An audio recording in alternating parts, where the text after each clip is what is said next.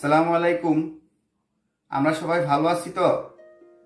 আমি মোহাম্মদ রুকন উদ্দিন, সিনিয়র প্রভাষক, পদার্থবিজ্ঞান বিভাগ, মাইলস্টোন কলেজ, উত্তরা, ঢাকা। আজকে আমরা আলোর প্রতিফলন অধ্যায়ের গুরুত্বপূর্ণ কতগুলো সংক্ষিপ্ত কোশ্চেন নিয়ে আলোচনা করব। আমরা যে সংক্ষিপ্ত প্রশ্নগুলো নিয়ে আলোচনা করব, আমার হাতের ডান পাশে দেখো এগুলো লেখা আছে। আমি এক এক করে প্রত্যেকটার উত্তর দেব, ঠিক আছে? আমি উত্তর দিচ্ছি। 1 নাম্বার কোশ্চেন তোমরা সবাই খেয়াল করে লেখা আছে, আলো কি ধরনের তরঙ্গ? ওকে, উত্তর উত্তর উত্তর আলো আলো এক ধরনের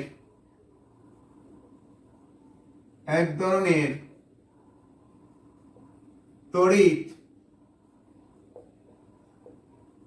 চুম্বকীয় তরঙ্গ। তোমরা লিখে ফেলো, আলো এক ধরনের তড়িৎ চুম্বকীয় তরঙ্গ।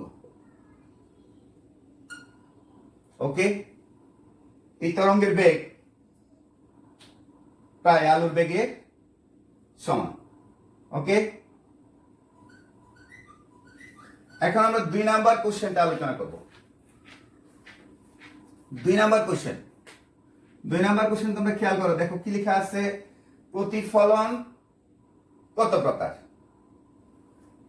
প্রতিফলন আমরা জানি 2 ধরনের।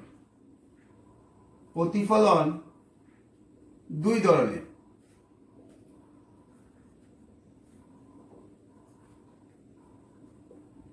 এক কি? নিয়মিত প্রতিফলন।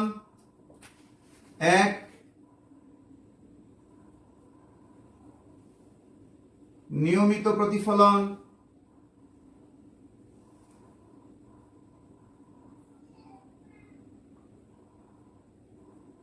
দুই বলবো আমরা অনিয়মিত প্রতিফলন। তাহলে 2 কি বলবো? অনিয়মিত প্রতিফলন।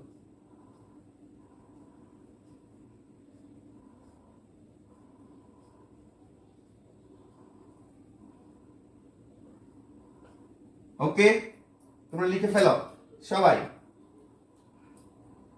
এখন আমরা 3 নাম্বার কোশ্চেন নিয়ে আলোচনা করব। 3 নাম্বার কোশ্চেনে কি বলা আছে, অবিলম্ব ও প্রতিফলক তলের মধ্যবর্তী কোণ কত ডিগ্রি? 3 নাম্বার কোশ্চেন কি বলা আছে দেখো, অবিলম্ব ও প্রতিফলক তলের মধ্যবর্তী কোণ। দ্যাট মিন্স দেখো নিচে একটা চিত্র আছে, এই যে প্রতিফলক তল আর অবিলম্বটাকে আমি বলতেছি দেখো এন ও এন প্রাইম। তাহলে অবিলম্বের সাথে প্রতিফলক তলের মধ্যবর্তী কোণ কত আসতেছে? 90 ডিগ্রি। এই যে দেখো, আমি চিত্রটা এখানে দেখাই বড় করে, এটা একটা প্রতিফলক তল। ওকে, আর এটা এই তলের উপর অবিলম্ব N O N prime. That means এই কোণটা কত ডিগ্রি? 90 ডিগ্রি। অবিলম্ব ও প্রতিফলক তলের মধ্যবর্তী কোণ 90 ডিগ্রি। নেক্সট,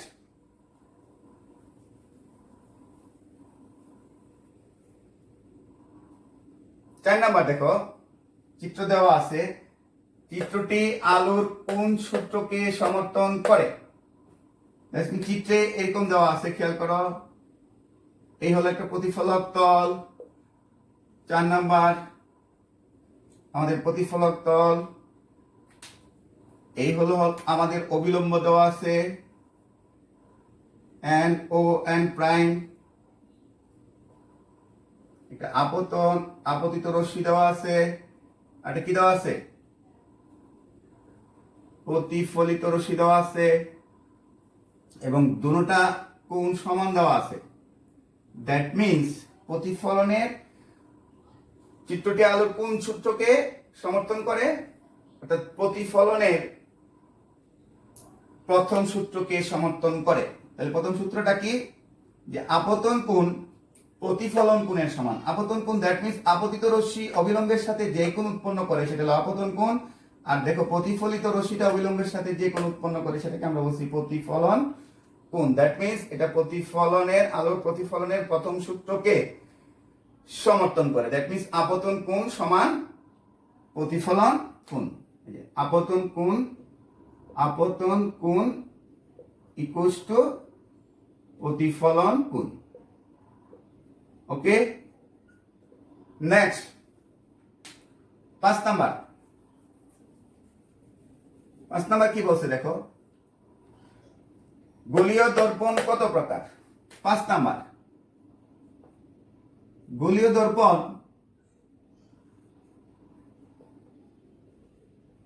দুই ধরনের। গোলীয় দর্পণ দুই ধরনের। ওকে, এক অবতল দর্পণ, 2 আমাদের উত্তল দর্পণ।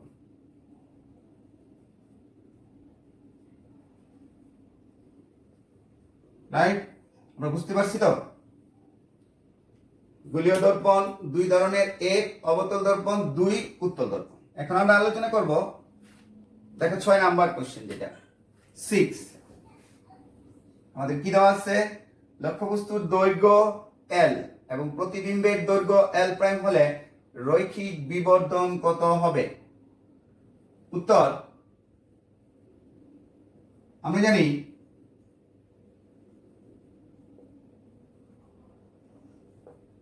জানি প্রতিবিম্ব লক্ষ্যবস্তুর তুলনায় কত ছোট বা বড় সেটাকে আমরা বলি কি? বিবর্ধন।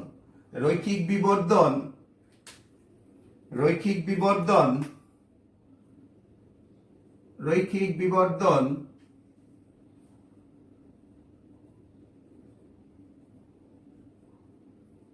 n equals to প্রতিবিম্বের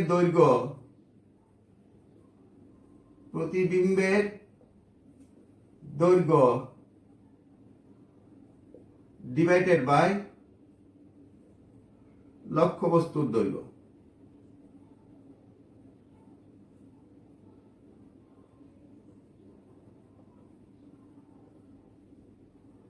প্রতিবিম্বের দৈর্ঘ্য হলো L প্রাইম আর লক্ষ্যবস্তুর দৈর্ঘ্য হলো L। সুতরাং বিবর্ধন n ইকুয়ালস টু প্রতিবিম্বের দৈর্ঘ্য L প্রাইম বাই L। ওকে, আমি মুছে দিচ্ছি। নেক্সট আলোচনা করব আমরা 7 নাম্বার কোশ্চেন। তোমরা দেখো 7 নাম্বার কোশ্চেনে কি লেখা আছে?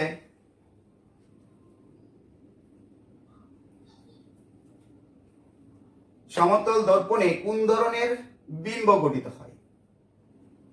সমতল দর্পণে অবাস্তব সুজা প্রতিবিম্ব গঠিত হয়। 7 নাম্বার উত্তর দেখো কিভাবে গঠিত হয় সেটা আমি তোমাদের দেখাই দিচ্ছি। বলছি সমতল দর্পণে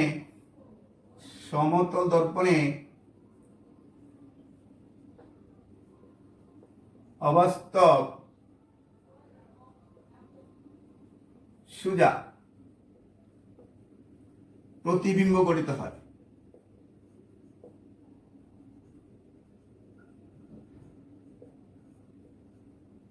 কিভাবে গঠিত হয় তোমরা একটু খেয়াল করো। আমি একটা সমতল দর্পণ আঁকতেছি।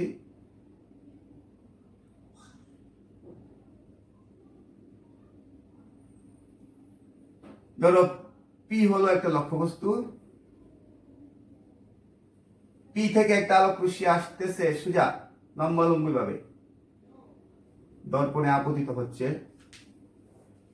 এরোটা দিলাম, আপতিত হয়ে একই পথে প্রতিফলিত হয়। দর্পণে আপতিত হয়ে একই পথে প্রতিফলিত। পি থেকে আরেকটা আলোক রশ্মি আমি তির্যক ভাবে কল্পনা করি, বললাম সেটা দর্পণে আপতিত হয়ে দেখো প্রতিফলিত হচ্ছে। এই প্রতিফলিত রশ্মি দুটাকে আমি পিছনের দিকে বাড়ায় দিই।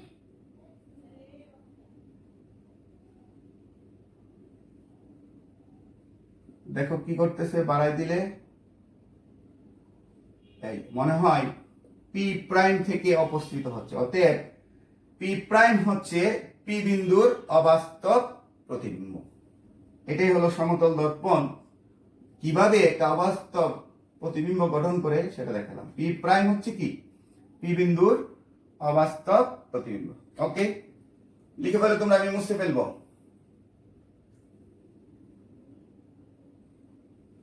নেক্সট আমরা আসবো 8 নাম্বার কোশ্চেন। 8 নাম্বার কোশ্চেনে তোমরা খেয়াল করো, সবাই একটা চিত্র দেওয়া আছে।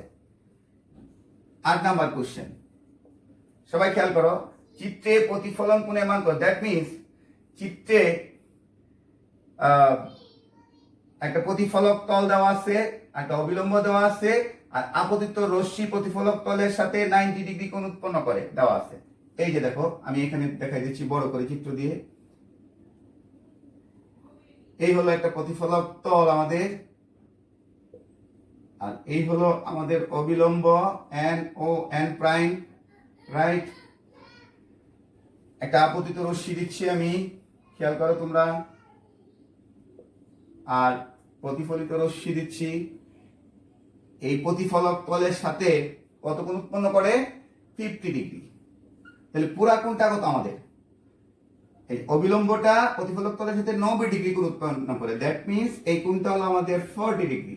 তাহলে প্রতিফলনের নিয়ম অনুসারে আমরা জানি আপতন কোণ ইকুয়ালস টু প্রতিফলন কোণ। দ্যাট মিনস এটা 40 ডিগ্রি। উত্তর, প্রতিফলন কোণের মান 40 ডিগ্রি। ওকে, নেক্সটে আমরা আসতেছি 9 নাম্বার কোশ্চেনের দিকে। 9 নাম্বার কোশ্চেন কি বলছে? উত্তল দর্পণে কোন ধরনের বিম্ব গঠিত হয়? উত্তর, 9 নাম্বার কোশ্চেন, উত্তর, উত্তল দর্পণ, উত্তল দর্পণ অবাস্তব ও সোজা বিম্ব গঠন করে। লিখে নাও তোমরা, উত্তল দর্পণ অবাস্তব ও সোজা বিম্ব গঠন করে। ওকে, 10 নম্বর কোশ্চেনটা কি? গাড়িতে কোন ধরনের দর্পণ ব্যবহার করা হয়? আমরা যে গাড়িতে উঠি, কেউ মাইক্রোবাসে, কেউ প্রাইভেট কারে, কেউ বা হুন্ডাতে চড়ি, লুকিং গ্লাস নামে একটা গ্লাস থাকে। এই গাড়িতে কোন ধরনের দর্পণ? ওই লুকিং গ্লাসটা একটা দর্পণ, সেটা কোন ধরনের দর্পণ? গাড়িতে আমরা উত্তল দর্পণ ব্যবহার করে থাকি, কারণ উত্তল দর্পণ কি করে? প্রধানক্ষের সমান্তরাল রশ্মিগুচ্ছকে প্রধানক্ষের উপর একটা বিন্দু থেকে অপসারী করে। অর্থাৎ লুকিং গ্লাসে তোমরা দেখবা, যত দূর থেকে গাড়িটা কাছে আসবে, আস্তে আস্তে যত দূরে থাকবে ছোট দেখা যাবে, যত আস্তে আস্তে কাছে আসবে গাড়িটা বড় দেখা যাবে। তাহলে 10 নম্বরের উত্তর কি? 10, গাড়িতে আমরা উত্তল দর্পণ, উত্তল কি? উত্তল দর্পণ ব্যবহার করে থাকি। ওকে, কেন করে থাকি তা তো আমি বলে দিছি। লিখে ফেলো, আমি মুছে দিচ্ছি। এরপরে আসি আমরা 11 নম্বর কোশ্চেন কি বলছে দেখো। সমতল দর্পণ থেকে কোনো বস্তুর দূরত্ব 2 মিটার হলে বস্তু থেকে প্রতিবিম্বের দূরত্ব কত? এই যে দেখো, আমি একটা সমতল দর্পণ ওই সময় আঁকছিলাম, একটু আগে আঁকছিলাম, হয়তো তোমরা ভুলে গেছো। খেয়াল করো, সরি, এই হলো একটা সমতল দর্পণ। তাহলে এই পি থেকে আলোক রশ্মি আসতেছে, আপতিত হয়ে আবার একই পথে প্রতিফলিত হচ্ছে। পি থেকে তীর্যকভাবে আরেকটা রশ্মি আসতেছে, কল্পনা করতেছি দর্পণে, সেটা কি হচ্ছে? প্রতিফলিত হচ্ছে। তাহলে প্রতিফলিত রশ্মিগুলাকে যদি আমরা পিছনের দিকে বাড়াই, আমরা দেখব সমতল দর্পণের ক্ষেত্রে এই যে পি প্রাইম থেকে মনে হচ্ছে কি অপসৃত হচ্ছে। এই যে পি, এই বিন্দুর নাম এল, পি এল এর যে দূরত্ব, পি প্রাইম এল এর দূরত্ব সেম, অর্থাৎ লক্ষ্যবস্তুর দূরত্ব আর প্রতিবিম্বের দূরত্ব সেম হয়। সমতল দর্পণের ক্ষেত্রে লক্ষ্যবস্তুর দৈর্ঘ্য, প্রতিবিম্বের দৈর্ঘ্য সেম হয়। তাহলে সমতল দর্পণ থেকে কোনো বস্তুর দূরত্ব যদি 2 মিটার হয়, প্রতিবিম্বের দূরত্ব উত্তর প্রতিবিম্বের দূরত্ব, বিম্বের দূরত্ব 2 মিটার হবে, বিম্বের দূরত্ব 2 মিটার হবে।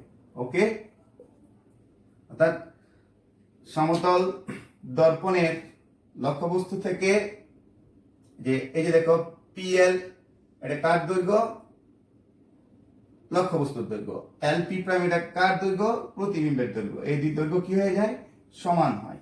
ওকে, এখন আমরা আসছি 12 নম্বর কোশ্চেনে। তোমরা খেয়াল করো, 12 নম্বর কি বলছে? গোলীয় আয়নার ফোকাস দূরত্ব এফ, বক্রতার ব্যাসার্ধ স্মল আর হলে এদের মধ্যকার সম্পর্ক কি? সম্পর্ক হলো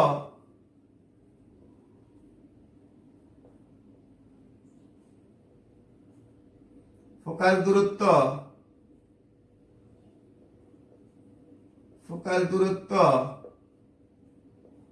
F equals to R/2, অর্থাৎ R হলো বক্রতার ব্যাসার্ধ। That means R equals to 2F লেখা যায়। বুঝতে পারছি? গোলীয় দর্পণের ফোকাস দূরত্ব এবং বক্রতার ব্যাসার্ধের মধ্যে সম্পর্ক কি? F equals to R/2। এখানে R হলো বক্রতার ব্যাসার্ধ। বক্রতার ব্যাসার্ধ দ্যাট মিন্স মেরুবিন্দু থেকে বক্রতার কেন্দ্র পর্যন্ত যে দূরত্ব, সেটাকে আমরা বলি বক্রতার ব্যাসার্ধ। ওকে, এখন আমরা আসছি 13 নম্বর কোশ্চেন। 13 নম্বর কোশ্চেন, তোমরা দেখো চিত্রে এবি বস্তুর প্রতিবিম্বের অবস্থান কোথায় হবে? আমি এখানে চিত্রটা একে আবারও দেখাই তোমাদেরকে, খেয়াল।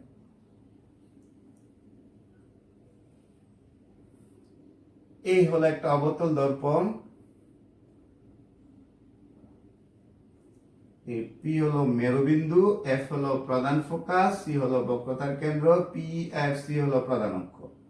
এফ এবং সি এর মাঝখানে তোমরা খেয়াল করো একটা লক্ষ্যবস্তু। এই লক্ষ্যবস্তু থেকে যদি একটা আলোক রশ্মি যায়, সেটা দর্পণে আপতিত হয়ে প্রধান ফোকাস এফ দিয়ে প্রতিফলিত হবে।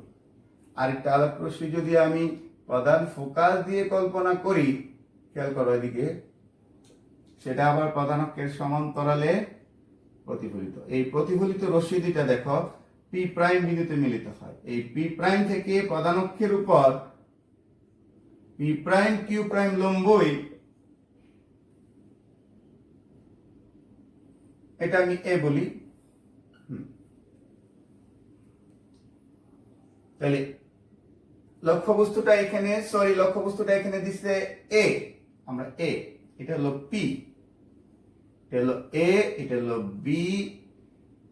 তাহলে আমার এই বিন্দুটা হলো এ প্রাইম, এটা হবে আমার বি প্রাইম। ওকে, তাহলে তোমরা খেয়াল করো যে এবি, এই এবি লক্ষ্যবস্তুর প্রতিবিম্বটা কোথায় হবে? বক্রতার কেন্দ্রের বাইরে। এই এ প্রাইম বি প্রাইম হচ্ছে কি? এবি লক্ষ্যবস্তুর প্রতিবিম্ব। উত্তরটা হবে কি? বক্রতার কেন্দ্রের বাইরে।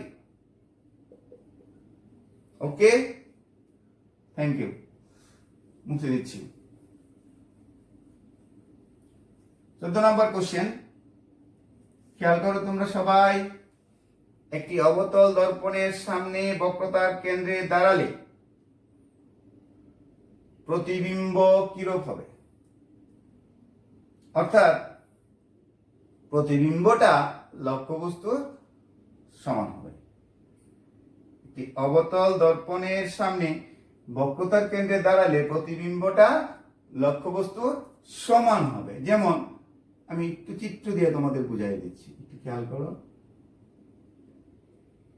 এই হলো অবতল দর্পণ, পি হলো মেরুবিন্দু, এফ হলো প্রধান ফোকাস, সি হলো বক্রতা কেন্দ্র। লক্ষ্যবস্তুটা কোথায় থাকবে? বক্রতার কেন্দ্রে।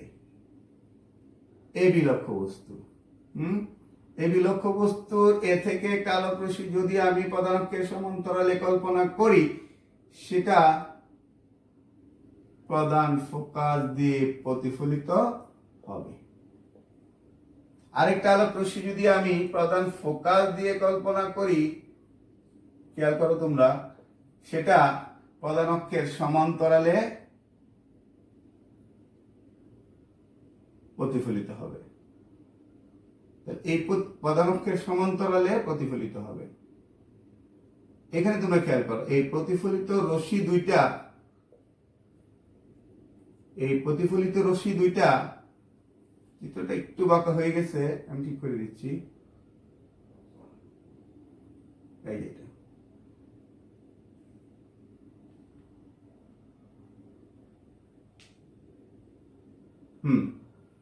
এই প্রতিফলিত রশ্মি দুইটা দেখো পরস্পর এ প্রাইম এ প্রাইম থেকে প্রধান অক্ষের উপর এ প্রাইম, এটাতে থিটা উপরে দিয়ে দিই আমরা, এখানে থিটা উপরে দিয়ে দেই, হ্যাঁ এটা হলো বি প্রাইম। তাহলে এই এ প্রাইম বি প্রাইম লম্বই এ বি লক্ষ্যবস্তুর বাস্তব প্রতিবিম্ব। তাহলে কি দেখা যাচ্ছে?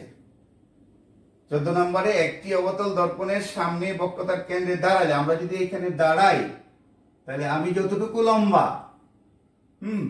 ঠিক ততটুকুই দেখা যাবে, কিন্তু আমাকে উল্টা দেখা যাবে। কথা বুঝতে পারছি?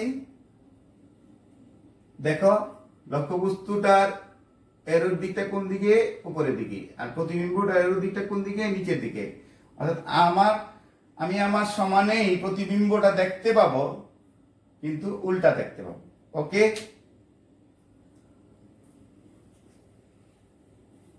পনেরো নম্বর কোশ্চেন। গোলীয় দর্পণের বিবর্ধন 0.5 এবং বস্তুর দৈর্ঘ্য 1 মিটার হলে প্রতিবিম্বের দৈর্ঘ্য কত? 15 নম্বর, গোলীয় দর্পণের বিবর্ধন 0.5, বস্তুর দৈর্ঘ্য 0.1 মিটার হলে প্রতিবিম্বের দৈর্ঘ্য কত? আমরা জানি বিবর্ধন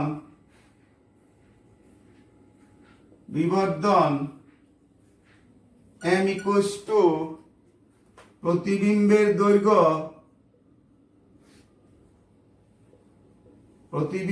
দৈর্ঘ্য ডিভাইডেড বাই লক্ষ্যবস্তুর দৈর্ঘ্য।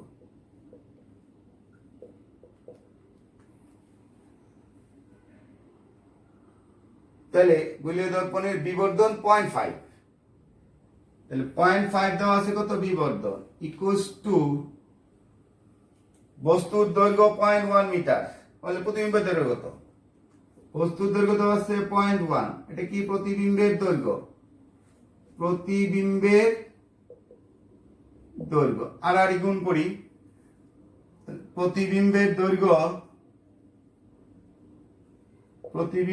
দৈর্ঘ্য ইকুয়ালস টু 0.5 ইন্টু 0.1,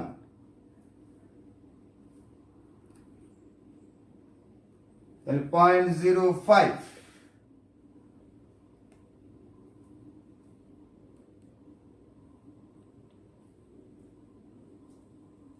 0.1 মিটার, তাহলে 0.05 মিটার। ওকে, আমরা বুঝতে পারছি তো? এখন আসি আমরা 16 নম্বর কোশ্চেন। সবাই খেয়াল করো, আমরা সাধারণত মুখমণ্ডল দেখার জন্য কিরূপ দর্পণ ব্যবহার করে থাকি? 16 নম্বর, মুখমণ্ডল দেখার জন্য আমরা সমতল দর্পণ ব্যবহার করে থাকি। সমতল দর্পণ, ইয়েস, কারণ যখন আমরা ওই দর্পণের সামনে দাঁড়াই, আমি যেমন আছি আমাকে তেমনই দেখাই, অর্থাৎ প্রতিবিম্বটা ছোটও দেখায় না, বড় দেখায় না। তাই এখন আমরা দেখবো 17 নাম্বার কোশ্চেন। দেখো কি লেখা আছে। 17, অবতল দর্পণের বক্রতার ব্যাসার্ধ 14 সেন্টিমিটার হলে ফোকাস দূরত্ব কত? উত্তর, আমি জানি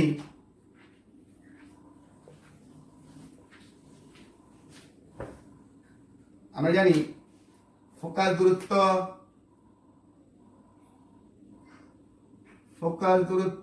F equals to r/2, আর হলো এখানে বক্রতার ব্যাসার্ধ, বক্রতার ব্যাসার্ধ কত 40 সেন্টিমিটার, 2 তাহলে কত 7 সেন্টিমিটার, ফোকাস দূরত্ব কত 7 সেন্টিমিটার। ওকে, দেখো আমি মুছে দিব। এখন আমরা আসতেছি 18 নম্বর কোশ্চেন। একটি দর্পণের রৈখিক বিবর্ধন 1 অপেক্ষা ছোট হলে বিম্ব লক্ষ্যবস্তুর তুলনায় কেমন হবে? যদি বিবর্ধনের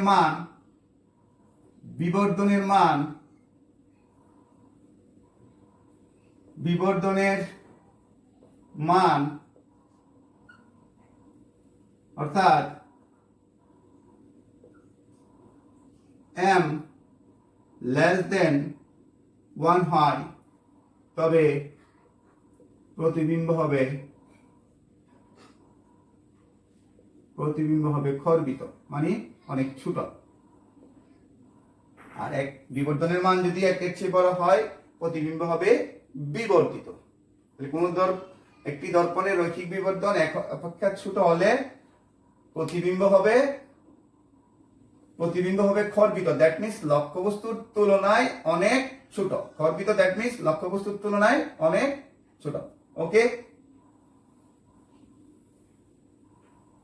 19 নম্বর কোশ্চেন, তোমরা খেয়াল করো। কোন দর্পণে বাস্তব ও অবাস্তব উভয় বিম্ব গঠন করে? অবতল দর্পণ আমরা জানি, 19 নম্বর, অবতল দর্পণ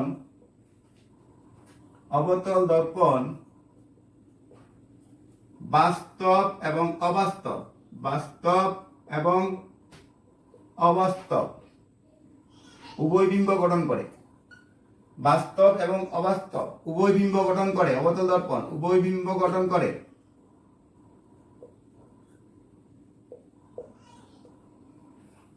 অর্থাৎ কখন বাস্তব বিম্ব গঠন করে অবতল দর্পণ? লক্ষ্যবস্তু যদি বক্রতার কেন্দ্রের বাইরে থাকে তখন বাস্তব বিম্ব গঠন করে। লক্ষ্যবস্তু যদি বক্রতার কেন্দ্রে থাকে তখনও বাস্তব বিম্ব গঠন করে। লক্ষ্যবস্তু যদি এফ ও সি এর মধ্যে থাকে তখনও বাস্তব বিম্ব গঠন করে। আর লক্ষ্যবস্তু যদি মেরুবিন্দু এবং প্রধান ফোকাসের মধ্যে থাকে তখন অবতল দর্পণ অবাস্তব বিম্ব গঠন করে। তাহলে অবাস্তব বিম্ব কখন গঠন করে? মেরুবিন্দু এবং প্রধান ফোকাসের মধ্যে লক্ষ্যবস্তু থাকলে অবতল দর্পণ অবাস্তব বিম্ব গঠন করে। ওকে, এখন আমরা আসি লাস্ট কোশ্চেন 20। সমতল দর্পণের বিবর্ধন কত? 20 নাম্বার, সমতল দর্পণের বিবর্ধন। সমতল দর্পণের বিবর্ধন m equals to প্রতিবিম্বের দৈর্ঘ্য ডিভাইডেড বাই কি? লক্ষ্যবস্তুর দৈর্ঘ্য। বিবর্ধন সমান আমরা জানি এত, that means L prime by L। সমতল দর্পণের ক্ষেত্রে